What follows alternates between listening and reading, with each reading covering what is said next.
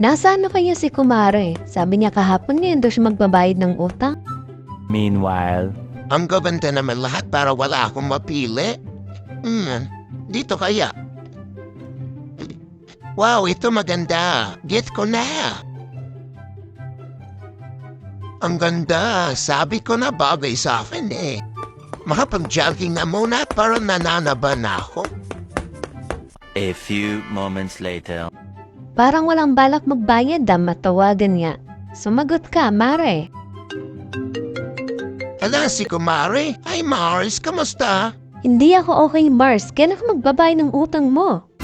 Ano kasi Merce? Naka-emergency ako eh. Hindi pa kita mababayaran sa ngayon. Ganun ba, Mars? Sige. Wala ka talagang balak magbayad